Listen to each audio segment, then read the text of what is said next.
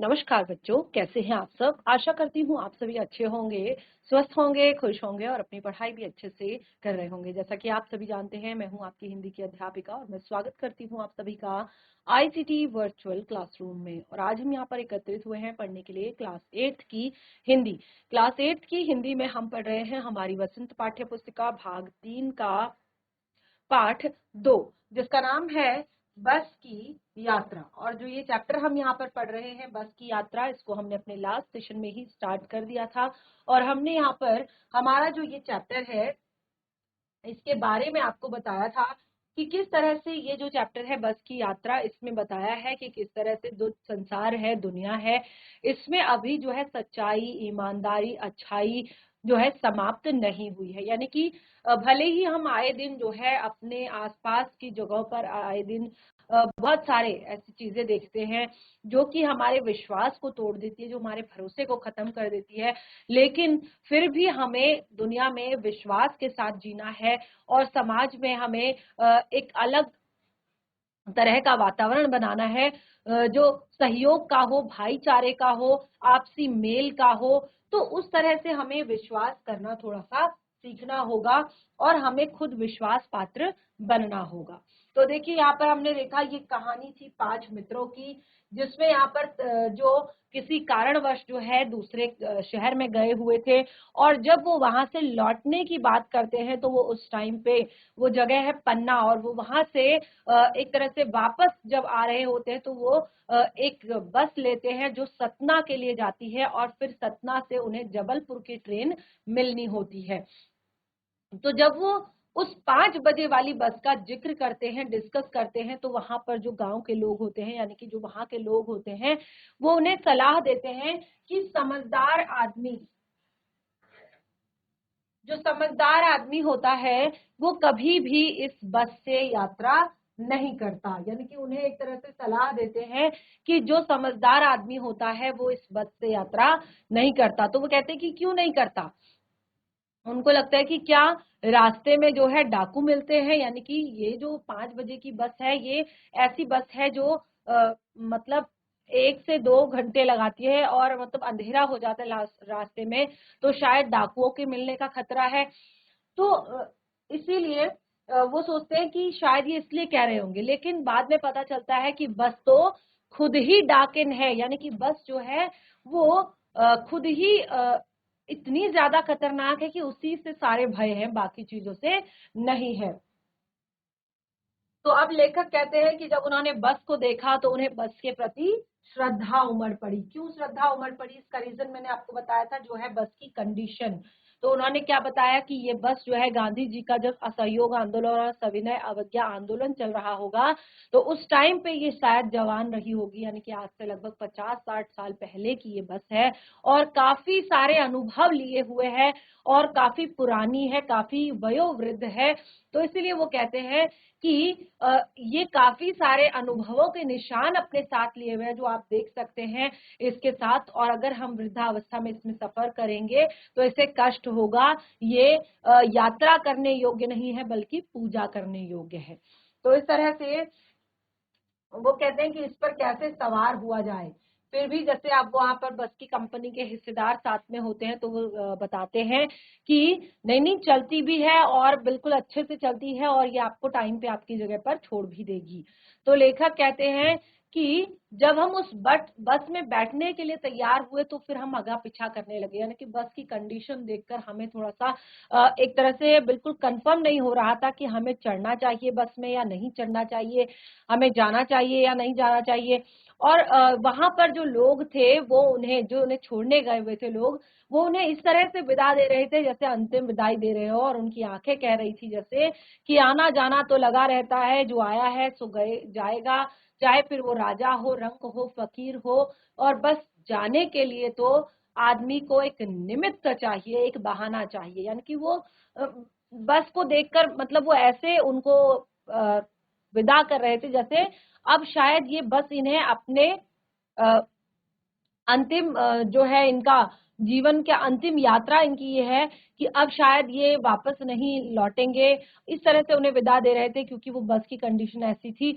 और मतलब यहाँ पे ऐसा लग रहा था कि जैसे बताया जा रहा है कि हाँ, बस इंसान को मरने के लिए कुछ ना कुछ बहाना चाहिए होता है। अब जब उन्होंने चलना स्टार्ट किया तो बस का जो इंजन है वो सचमुच स्टार्ट हो गया, लेकिन लेखक कहते हैं बिल्कुल ऐसा लग रहा था कि जैसे हम स्वयं इंजन के ऊपर बैठे हों, या सारी बस ही केवल इंजन हो। बिल्कुल जोर जोर से घर घर घर घर घर आवाज कर रही थी, बहुत तेज से हिल रही थी और बहुत ज्यादा गर्म हो गई थी। ऐसा लग रहा था इंजन के ऊपर बैठे हुए हैं। अब वो कहती है कि इंजन चल रहा था और ऐसा लग रहा था कि हमारी ही सीट के नीचे है। अब बस जो है सचमुच चल पड़ी। तो लेखक कहते हैं हमें यकीन तो बिल्कुल नहीं था कि ये बस चलेगी, लेकिन बस सचमुच चल पड़ी। तो जैसे मैंने क्या बताया कि ऐसा लग रहा था कि इसने जो गांधी जी का सविनय अवज्ञा आंदोलन है और असहयोग आंदोलन है, वहां से इसने ट्रेनिंग पाई हुई है। क्योंकि हर बॉडी का जो पार्ट था, बस के हर बॉडी पार्ट जो था वो एक दूसरे के साथ असहयोग कर रहा था। तो यहाँ पे मैंने मीनिंग भी आपको बताया था, असहयोग का क्या अर्थ होता है। तो जैसे एक होता है सहयोग करना, हेल्प करना, काम में उसकी मदद करना। असहयोग करना यानी कि जैसे कोई काम कर रहा है तो उसको भी नहीं करने देना, उसके काम को में दखल डालना, उसके काम को बिगाड़ना, असहयोग करना। ठीक है ना, सहयोग नहीं कर रहे हैं। ठीक है, तो ऐसा लग रहा था कि बस में उसका पूरी बस में जो उसके जैसे सीट है, बॉडी है, तो इन सबका ऐसा लग रहा था असहयोग चल रहा था कि कभी कभी जो है सीट आगे निकल जाती, बॉडी पीछे रह जाती, कभी कभी बॉडी फिसल जाती, सीट वहीं पे जमी रहती। तो बिल्कुल लेखक कहते हैं हमें समझ नहीं आ रहा था कि हम सीट पर बैठे हैं या सीट हम पर बैठी है। अब जो है लास्ट हमने पढ़ा था कि जहां पर एकाएक बस रुक चुकी थी, और वो बस रुकने का रीजन क्या था कि पेट्रोल की टंकी में छेद हो गया था। आप सोचिए कंडीशन कैसी रही होगी उस बस की कि पेट्रोल की टंकी में छेद हो गया, और ड्राइवर ने बाल्टी में क्या किया, ड्राइवर ने जाकर टंकी में से पूरा का पूरा पेट्रोल जो है बाल्टी में निकाल लिया, और उसमें एक नली यानी कि एक पाइप डाल दिया, और उसको ऐसे सक करके जोर से उसमें से पेट्रोल निकाल के उसको कहाँ डालने लगा, इंजन में डालने लगा। तो इस तरह से बिल्कुल ये सिचुएशन ऐसी लग रही थी, जो बस कंपनी के हिस्सेदार हैं वो अभी थोड़ी देर बाद इंजन को भी निकाल लेंगे और उसको अपनी गोदी में बैठा देंगे, और बिल्कुल पेट्रोल उसे ऐसे पिलाएंगे जैसे माँ जो है बच्चे के मुंह में दूध की शीशी लगाती है अपनी गोद में बैठाकर। तो इस तरह से बस जो है चलने तो लगी थी, यानी कि ये जुगाड़ भी जो है जो लगाया हुआ था तिगड़म, वो भी काम आ गया था और बस चलने लगी थी। तो लेखक कहते हैं अभी हम 15-20 मील ही गए होंगे, मुझे उसके किसी हिस्से पर भरोसा नहीं था। लेखक कहते हैं कि जो जिस तरह की उसकी स्थिति थी, कंडीशन थी, तो मुझे बस के किसी भी हिस्से पर भरोसा नहीं था, किसी भी पार्ट पर भरोसा नहीं था। बस के ब्रेक भी फेल हो सकते थे, स्टीयरिंग कभी भी टूट सकता था।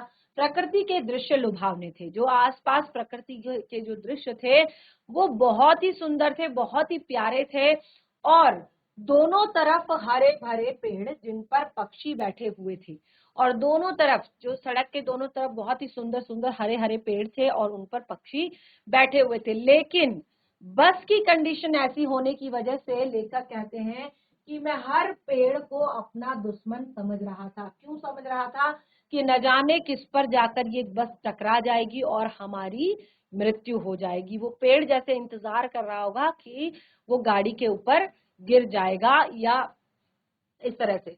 तो मैं हर पेड़ को अपना दुश्मन समझ रहा था, जो भी पेड़ आता वह डर लगता कि बस इससे टकरा जाएगी। तो लेखक कहते हैं कि सामने बस जो भी पेड़ आता हमें ये डर लग जाता कि जो बस है वो इससे टकरा जाएगी, और वह निकल जाता तो फिर दूसरे पेड़ का इंतजार करता।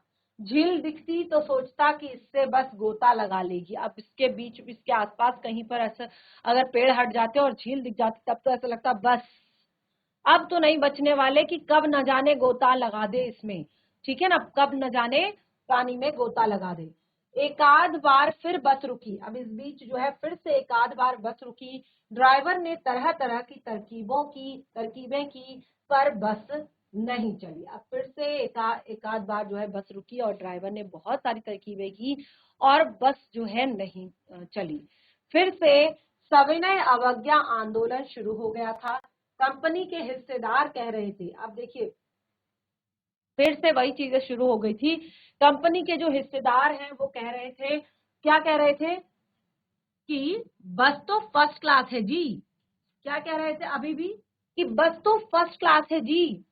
ये तो इत्तेफाक की बात है, यानी कि बस तो बहुत अच्छी है, फर्स्ट क्लास है बिल्कुल, लेकिन ये तो इत्तेफाक की बात है। क्षीण चांदनी में वृक्षों की छाया के नीचे वह बस बड़ी ही दयनीय लग रही थी। वो कहते हैं कि क्षीण चांदनी यानी कि बहुत कम चांदनी में वो वृक्षों के नीचे छाया में खड़ी वह बस बहुत ही दयनीय लग रही थी। ऐसा लगता है ना जब कम कम रोशनी होती है और उसके बाद चारों तरफ घने पेड़ होते हैं और उस पर कोई वृद्धा जो है चलते चलते जब थक जाए तो वैसे वो ऐसा लगता था कि वैसे वो बैठी हुई है। और लेखक कहते हैं कि हमें ग्लानि हो रही थी, यानी कि मुझे बहुत ज्यादा अच्छा नहीं लग रहा था बिल्कुल भी। एक तरह से बहुत अपने आप को मैं कोस रहा था कि हम बेचारी पर लद कर आ रहे हैं, यानी कि जैसी उसकी कंडीशन थी उसको देखकर दया आ रही थी और ऐसा लग रहा था कि हम इस बेचारी पर लद कर आ रहे हैं। अगर इसका प्राणांत हो गया यानी कि ये यहीं पर खत्म हो गई, डेड हो गई, तो इसके बियाबान में हमें इसकी अंत्येष्टि करनी पड़ेगी। यानी कि ये तो इतनी ज्यादा बुजुर्ग है, इतनी ज्यादा पुरानी है कि अगर इसका प्राणांत हो गया यानी कि यहीं पे कहीं पे रास्ते में ये खत्म हो गई बिल्कुल, ये अब ऐसा हो गया कि अब ये चल ही नहीं पाएगी, तो शायद फिर हमें इन्हें इनके बियाबान में इनकी अंत्येष्टि भी करनी पड़ेगी, यानी कि इसको हमें दूर लेकर जाना होगा। हिस्सेदार साहब ने इंजन खोला और कुछ सुधारा। अब फिर से जो हिस्सेदार साहब है बस के, वो आए और उन्होंने इंजन को खोला, बस को सुधारा। अब बस जो है फिर से आगे चलने लगी।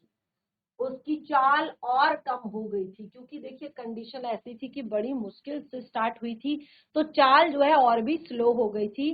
धीरे धीरे वृद्धा के आंखों की ज्योति जाने लगी। धीरे धीरे जो है वृद्धा के आंखों की ज्योति जाने लगी, यानी कि जो आगे से ट्यूबलाइट्स होती है ना, तो धीरे धीरे ऐसा लग रहा था कि जैसे आंखें बंद करते हैं ना, धीरे धीरे धीरे पहले एक बंद करते हैं फिर दूसरी बंद करते हैं, तो धीरे धीरे इस तरह से ऐसा लग रहा था उसकी रोशनी भी धीरे धीरे धीरे धीरे धीरे धीरे धीरे कम हो रही थी और एक टाइम पे बिल्कुल दोनों बत्तियां बुझ चुकी थी। तो ऐसा लग रहा था कि उसकी आंखों की रोशनी जाने लगी है।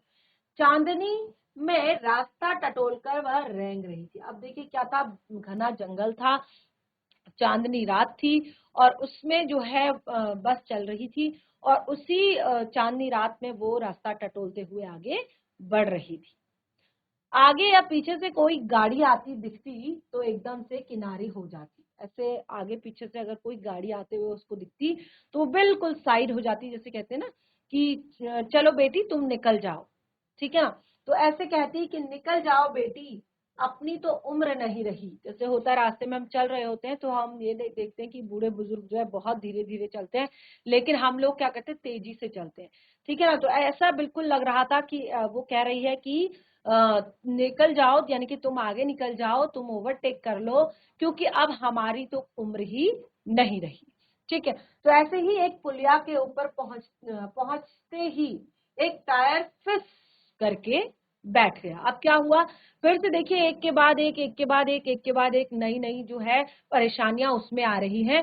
तो अब क्या हुआ, एक पुलिया थी जिसमें छोटी सी नदी थी जिसमें पानी नीचे से बह रहा था और उस पर जाकर वो बस रुक गई क्योंकि उसका एक टायर जो था उससे जोर से फिस करके हवा निकल गई, यानी कि उस टायर की जो है हवा निकल गई और इतनी जोर से बस हिली और जोर से हिलकर बम गई, वहीं पर रुक गई वहीं पर, ठीक है ना।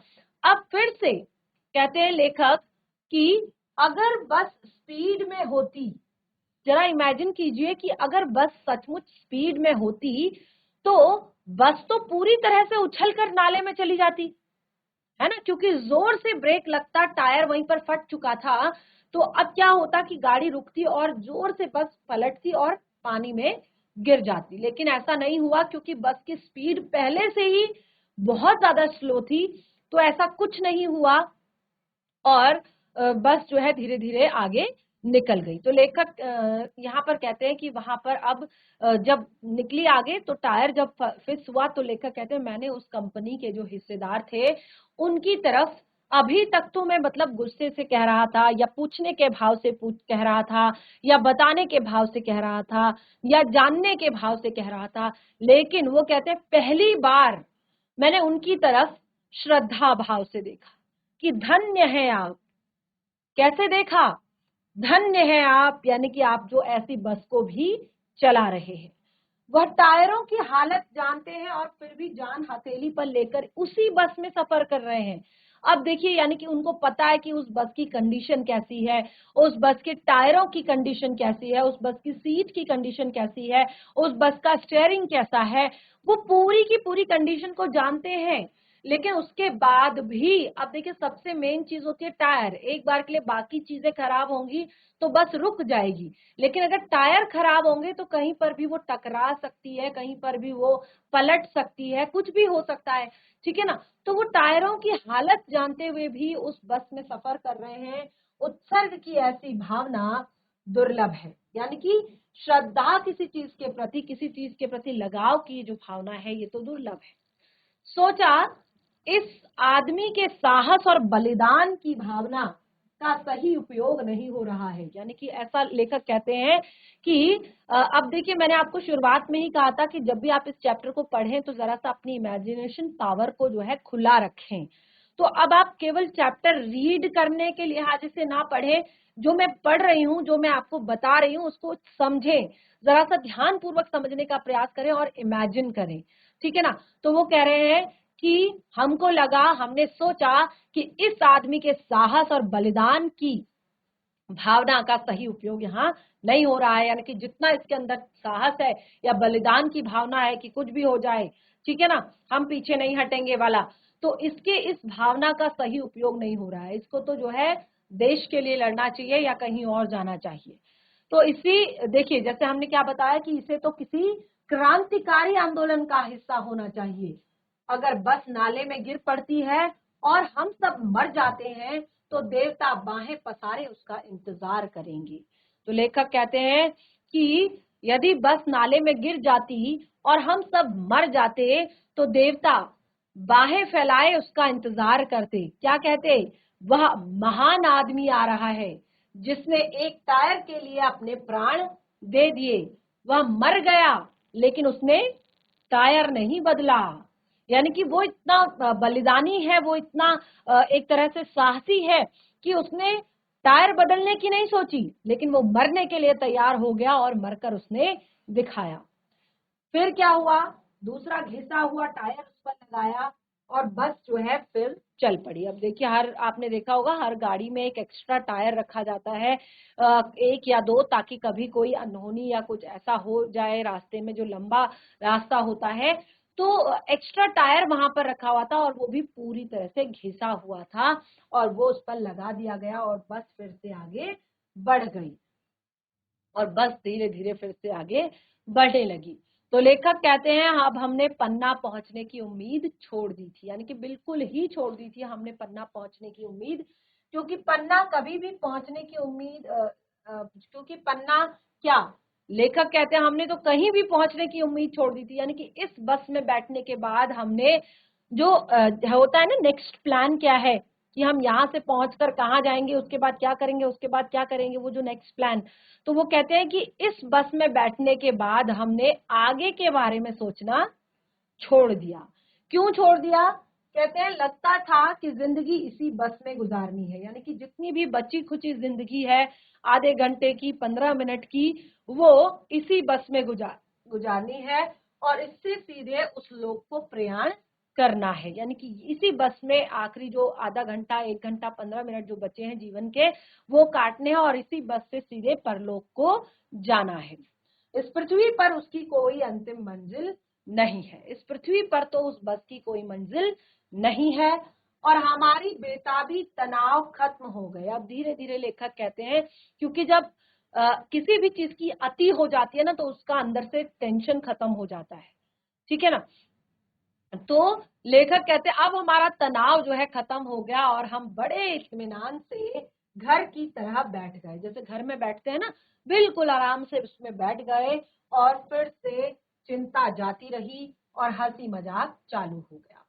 तो यहाँ पर लेखक कहते हैं कि इस तरह से मतलब अब हमें लग रहा था कि ये बस किसी तरह से हमको पहुंचा दे और हम इस पे घर जाकर बैठें और कैसे अब हमारी चिंता खत्म हो गई और फिर हम उसमें आराम से बैठ गए। तो इस तरह से हमारा जो चैप्टर था वो कंप्लीट हो चुका है और इसमें हमने काफी सारी इंटरेस्टिंग चीजें पढ़ी और जो पाठ से जुड़े हुए प्रश्न हैं बिल्कुल सिंपल से हैं।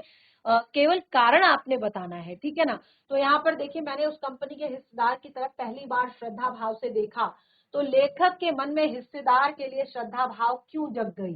तो अभी अभी मैंने आपको बताया है कि उनको देखकर ऐसा लग रहा था कि वो बहुत ज्यादा साहसी और क्रांतिकारी हैं, साहसी और बलिदानी है, यानी कि वो एक टायर नहीं बदल सकते। उनको पता है कि टायर की कंडीशन कैसी है, उनको पता है कि बस की कंडीशन कैसी है, फिर भी वो उसमें बैठकर यात्रा कर रहे हैं। तो ये एक बहुत ही बड़ी बात है। तो लेखक इसलिए कहते हैं कि हमने उन्हें श्रद्धा भाव से देखा कि धन्य है प्रभु आप, ठीक है ना। लोगों ने सलाह दी कि समझदार आदमी शाम वाली बस से सफर नहीं करते। तो लोगों ने ये सलाह क्यों दी, तो जाहिर सी बात है आप देख सकते हैं शाम वाली बस की कंडीशन किस तरह की है और वो कैसे लेकर जाती है। तो इसीलिए शायद लोग जिसने पहले इसमें सफर किया होगा उन्होंने ये सलाह दी।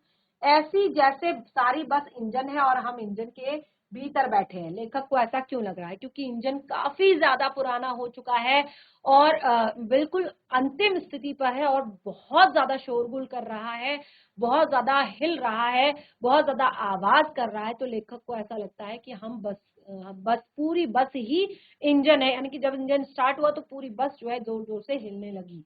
गजब हो गया, ऐसी बस भी चलती है। तो लेखक को यह सुनकर हैरानी क्यों हुई, क्योंकि लेखक ने जब बस की कंडीशन देखी तो किसी भी स्थिति में वो चलने की हालत में नहीं थी।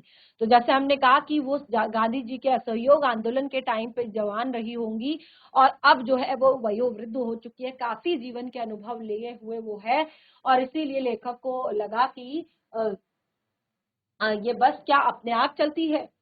मैं हर पेड़ को अपना दुश्मन समझ रहा था। लेखक पेड़ों को दुश्मन क्यों समझ रहा था, तो देखिए लेखक पेड़ों को दुश्मन इसलिए समझ रहे थे क्योंकि बस की जो स्थिति थी वो ठीक नहीं थी। वो जिस कंडीशन से चल रही थी, जिस तरीके से चल रही थी, ऐसा लग रहा था कि कभी भी बस के ब्रेक फेल हो सकते हैं, कभी भी स्टीयरिंग टूट सकता है, कभी भी कोई टायर फट सकता है और कभी भी अन्य कोई दुर्घटना हो सकती है और बस जाकर सीधे इन पेड़ों से टकरा सकती है। तो उन्हें इसलिए हर पेड़ अपना दुश्मन लग रहा था। तो इस तरह से हमने यहाँ पर देखिए जो जरूरी प्रश्न है यानी कि कारण बताओ से संबंधित वो हमने कर लिए हैं। अब यहाँ पर पाठ से आगे ये जो प्रश्न है ये आपके लिए है, यानी कि इनको आप पढ़िए घर पर और उसके बाद आप इनको खुद से करने की कोशिश कीजिए। कहीं पर कोई डाउट होता है तो उसको जरूर क्लियर करें। आज हमने जो पढ़ा है चैप्टर इसको घर पर रिवाइज करें, पाठ से जुड़े हुए प्रश्नोत्तर भी घर पर पढ़ने की कोशिश करें। बाकी जो है चैप्टर तो पूरी तरह से कंप्लीट हो चुका है, केवल प्रश्नोत्तर करने हैं तो इनको घर पर करें। कहीं पे कुछ पूछना हो तो नेक्स्ट सेशन में जरूर पूछें और उसके बाद हम जो नेक्स्ट सेशन में यहाँ पर शुरू करेंगे वो करेंगे आपका नया चैप्टर, यानी कि जो आपकी वसंत पाठ्य पुस्तिका है उसका नया चैप्टर हम स्टार्ट करेंगे।